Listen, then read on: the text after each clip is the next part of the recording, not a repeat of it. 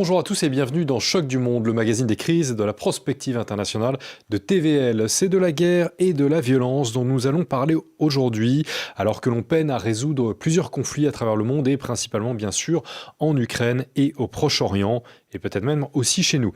Alors que des avions de combat russes sont accusés de survoler des membres de l'OTAN, que l'on agite encore la menace de Moscou et que l'État hébreu promet de raser encore plus Gaza, quel trait d'union à tout cela? Eh bien, pour y répondre, je reçois Alain Debenoy, fondateur de la revue Éléments, auteur de plus de 100 ouvrages, dont dernièrement Un autre Rousseau, Lumière et contre-lumière, aux éditions Fayard. Je vous l'ai dit, nous allons évoquer l'Ukraine, la Russie, la Palestine, Israël. Alain Debenoy, dans la revue Éléments, d'ailleurs que vous avez cofondée, vous nous dites, je vous cite, « Les guerres métaphysiques n'ont jamais de fin ». Alors, front de l'Est d'abord, si vous me permettez, Trump a essayé d'imposer un accord à Poutine et à Zelensky. Pour ce qui est de ce conflit-là, peut-on le qualifier de métaphysique? En quoi peut-on le qualifier de métaphysique? Et puis évidemment, qu'est-ce que cela veut dire? Ça veut dire qu'il y a différentes sortes de guerres. La guerre, jusqu'à une époque récente, c'était des pays qui se trouvaient en situation de conflit. On déclarait la guerre, ça se terminait soit par une capitulation, une défaite, un armistice, etc. Et c'était toujours quelque chose d'assez relatif. C'était une variante du duel, en quelque sorte. Simplement, quand on regarde l'histoire de l'Europe, on s'aperçoit qu'il y a eu deux grandes conceptions de la guerre. Celle que je viens de définir, qui triomphe à partir du traité de Westphalie, et puis une forme médiévale, théologique, qui se résume par une formule, la guerre juste. La guerre juste, c'est une guerre pour le bien, et donc contre le mal. Ça signifie que lorsque vous êtes dans la perspective d'une guerre juste, vous devez impérativement prouver que votre adversaire est une sorte d'incarnation du mal. C'est un coupable, c'est un criminel. Il ne doit pas seulement être vaincu, il doit être éradiqué. Dans une guerre normale, ce n'est pas le cas. Mais il se trouve que la guerre juste a fait retour de façon triomphante et avec des formes encore plus graves à notre époque, avec les guerres humanitaires, et avec en arrière-plan une idéologie pacifiste qui nous dit que, au fond, les guerres, c'est pas normal. Nous pourrions vivre en paix perpétuelle. C'est une perspective utopique, bien entendu, mais elle imprègne fortement les esprits. Parce que qu'est-ce que cela signifie, au fond? Ce que vous nous dites, c'est que les Européens ne savent plus ce qu'est la guerre. Oui. Quand on représente l'adversaire comme sous un angle purement moral, il faut être supprimé. Donc c'est l'ouverture, le passage vers la guerre sans retenue. Ce n'est plus ce qu'on appelait autrefois la guerre en forme, c'est la guerre totale. On le voit très bien au Proche-Orient, parce que là, c'est exacerbé de par une idéologie messianique qui est à l'œuvre. Lorsque Netanyahou dit que les Palestiniens, le Hamas en particulier, c'est Amalek, tous les Israéliens savent ce que ça veut dire. Amalek, c'est le chef des Amalécites, dont la Bible nous décrit la guerre qu'ils ont menée contre Israël et la façon dont ils ont été défaits. Et Amalek est devenu une métaphore pour désigner les ennemis mortels d'Israël. Et quand on dit que c'est les Palestiniens ou le Hamas, c'est Amalek, ça veut dire qu'avec lui, on ne peut pas négocier une paix. On ne peut que le détruire totalement. Et c'est le nettoyage ethnique, c'est la suppression de la bande de Gaza, et ainsi de suite. Donc, ce sont deux formes de guerre. Inversement, si vous me permettez, Alain Debenoy, oui. Évidemment, le Hamas et d'autres groupuscules qualifient aussi l'État hébreu de la même manière. Bien sûr. Et c'est là où on voit dans cette partie du monde où, traditionnellement, les facteurs géopolitiques, politiques, moraux, religieux sont intriqués. Vous avez d'un côté des islamistes qui font la guerre éternelle, le djihad, n'est-ce pas? Vous avez de l'autre des gens qui font la guerre contre Amalek, et tout ça ne peut évidemment que très très mal finir. On a perdu de vue le fait qu'une guerre se termine normalement par une paix. Et que le but de la guerre, c'est de faire en sorte que cette paix prenne en compte les points de vue de tout le monde, si possible, et en tout cas de ceux qui ont gagné de préférence. Actuellement, ce n'est pas du tout ce qui se passe. Regardez, on vient de reconnaître l'État palestinien. C'est quelque chose de symbolique, essentiellement, parce que, normalement, on reconnaît une existence. Mais là, on reconnaît l'existence d'un État qui n'existe pas. Je me souviens autrefois, on ne reconnaissait pas la Chine populaire. La Chine, c'était 1 milliard d'habitants, mais la Chine, au regard des rapports de force du moment, c'était Taïwan, Formose. Même chose avec l'Allemagne de l'Est. Beaucoup de pays arabes n'ont toujours pas reconnu l'État d'Israël, etc. Il s'agit de reconnaître quelque chose qui existe. Là, c'est tout à fait autre chose. On reconnaît ce qui n'existera pas. Et on sait très bien que le monde entier peut prendre position pour la solution à 2 États, ce qui rallie déjà l'opinion dominante très largement. Le nombre d'États qui ont déjà reconnu l'État palestinien est énorme. Mais si les intéressés n'en veulent pas, ça risque pas de mener très loin. Les Palestiniens, de leur côté, disent « tout ça c'est bien joli, mais ça n'empêche pas les bombes de tomber ». Les immeubles d'être détruits, les morts de s'accumuler dans un conflit qui, en un peu plus de 2 ans, a fait déjà 65 000 morts et sans doute 200 000 blessés, estropiés et mutilés. Ce que l'extrême gauche, la gauche radicale, reproche à Emmanuel Macron en disant que cette reconnaissance ne met pas un terme, entre guillemets, au génocide en cours. Bien sûr. Qu'est-ce qui peut aujourd'hui ramener la nécessité d'une négociation de paix au Proche-Orient? Netanyahou résiste à tout. Généralement, il dit que le monde est antisémite et que par conséquent, il n'y a pas lieu de tenir compte de ce qu'il dit. Il y a 2 possibilités. Il y a Donald Trump qui ne veut pas, alors qu'il pourrait faire pression sur Netanyahou, et il y a des éventuelles sanctions contre Israël. On a bien pris des sanctions contre la Russie que l'on ne prend pas. Comme on ne prend pas de sanctions et que Trump ne met pas veto à l'activité guerrière de Netanyahou, ça va continuer tout simplement. Cela va continuer. Alors, bon, vous le dites, Emmanuel Macron a pris fait et cause pour la reconnaissance de l'État de Palestine. Je vous propose, Alain de Benoît, de faire un point sur les dernières déclarations du président français pour que tout soit clair. En reconnaissant l'État de Palestine, la France s'aligne sur 145 autres membres de l'ONU, mais ouvre la voie à plusieurs pays occidentaux la refusant encore.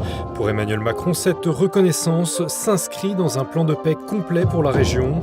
Elle est la condition préalable pour faire cesser la guerre au Proche-Orient. Cette solution à 2 États en paix côte à côte est la seule qui soit, selon lui. Et elle ne serait pas dans l'intérêt du Hamas, dont Emmanuel Macron réclame le démantèlement et la mise au ban, tout en exigeant la libération des otages israéliens. Une décision symbolique qui divise profondément en France, d'autant plus qu'Emmanuel Macron a multiplié les critiques visant Israël ces derniers mois. S'il refuse de qualifier la situation à Gaza de génocide, il l'a jugée contre-productive pour l'État hébreu la semaine passée sur Channel 12. Donc, reconnaissance de la Palestine, reconnaissance du Hamastan, entre guillemets, selon Marine Le Pen. Un siège à l'ONU pour le djihad, selon Sarah Knafo. Alors pour vous, Alain de Benoît, vous nous dites que tout simplement, ça ne résoudra rien. Non, je crois que ce sont des appréciations purement politiques, parce que si on refuse de reconnaître l'État palestinien, si on refuse la perspective à 2 États, au motif que les intéressés principaux n'en veulent pas. Netanyahou a fait savoir qu'il n'y aura jamais d'État palestinien. Et pour une raison très simple, c'est que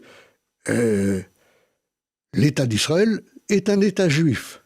Et que par conséquent, Un État juif ne peut pas tolérer d'avoir une installation durable de non-juifs sur son territoire. C'est aussi simple que ça. La reconnaissance de l'État palestinien par la Grande-Bretagne est plus importante que sa reconnaissance par la France. C'est-à-dire ? Pourquoi ?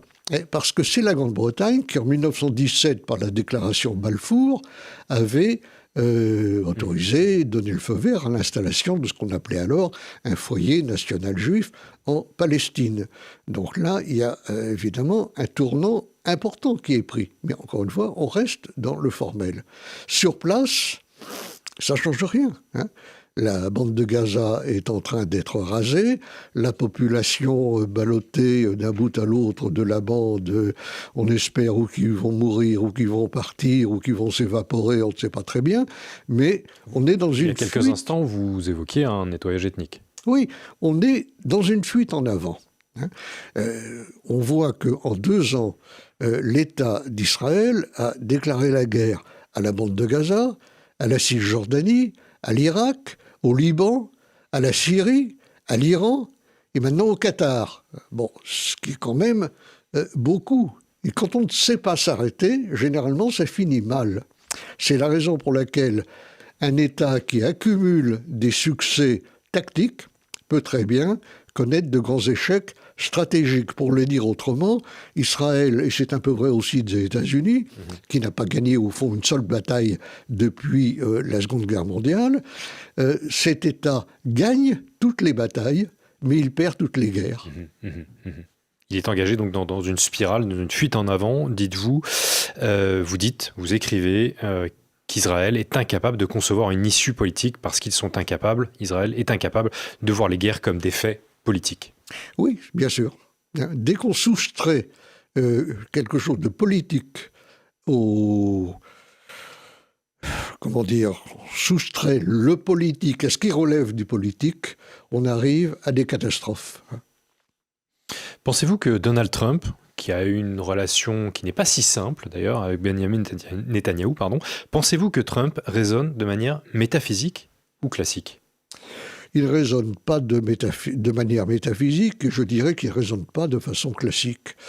Trump raisonne selon s'il a bien dormi la veille ou pas. C'est-à-dire qu'il est totalement imprévisible. Alors il y a des constantes, évidemment. L'essentiel de sa préoccupation, c'est la Chine. Tout le monde le sait. Bon, donc il voudrait que tous ces conflits-là qui perturbent un peu le paysage puissent disparaître et qu'on passe aux affaires sérieuses. Mais évidemment, il se heurte au fait que, au Proche-Orient, rien au monde que ça va s'arrêter, c'est-à-dire qu'Israël va continuer jusqu'au bout, avec d'autant plus de fébrilité que si ça s'arrête, Netanyahou sait qu'il a à craindre lui-même des poursuites dans son propre pays.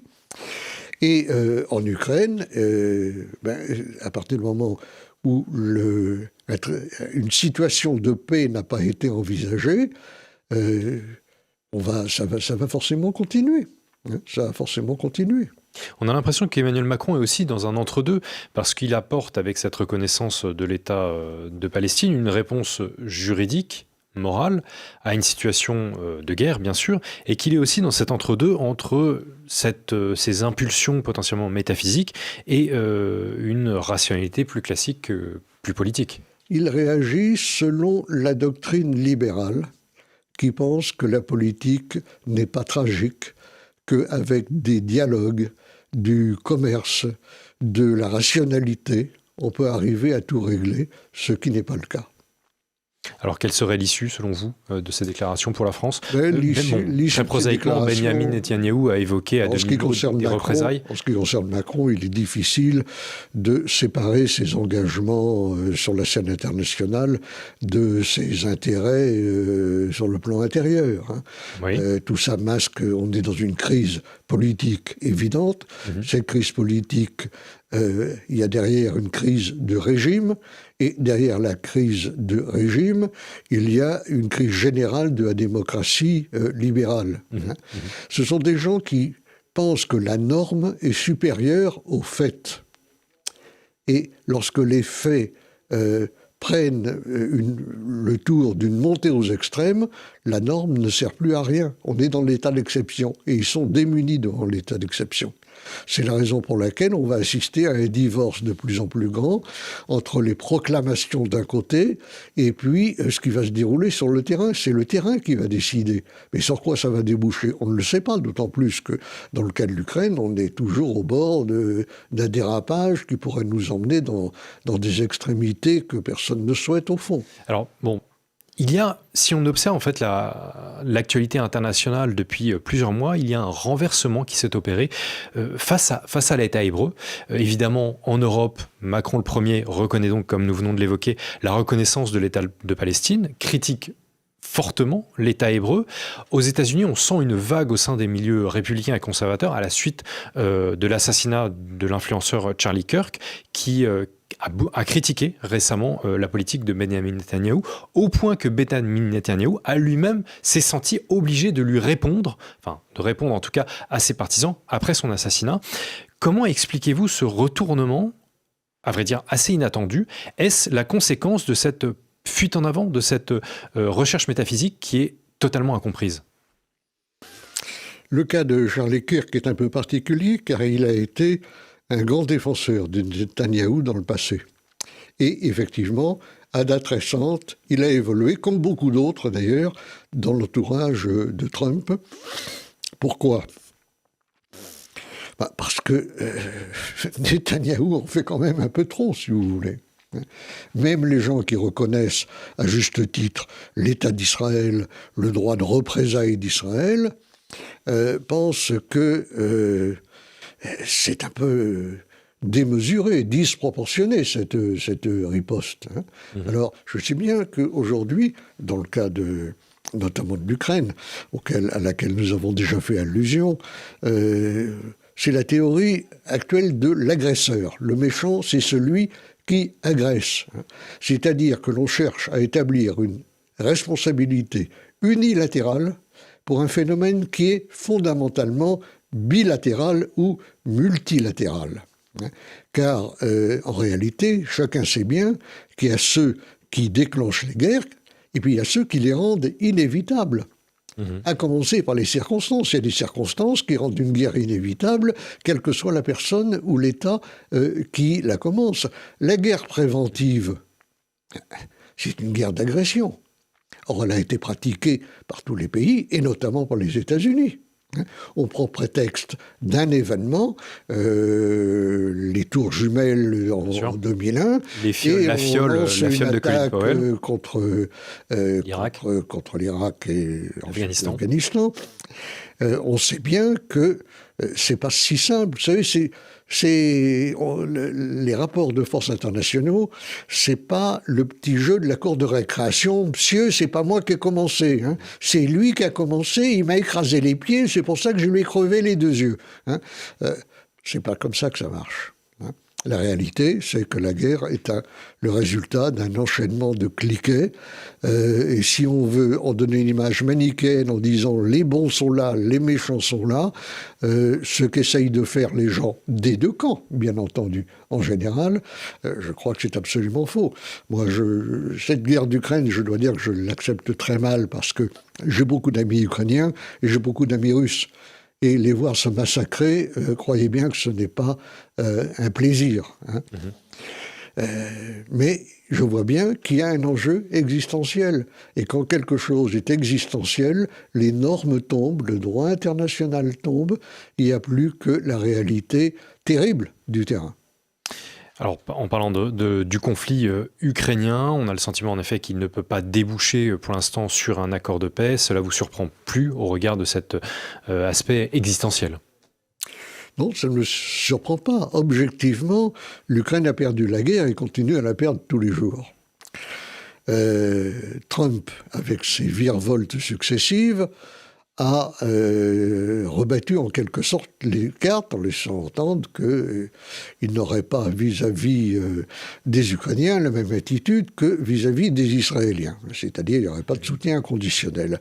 Les Européens se sont agités et ont bomber le torse et montrer leurs muscles en disant « Mais, cher Zelensky, si Trump vous laisse tomber, nous, on ne vous laissera pas tomber, on va vous aider à n'importe quel prix. » Macron parle de déploiement des troupes, on est dans une sorte de délire dont nous n'avons absolument pas les moyens, ni surtout l'intérêt.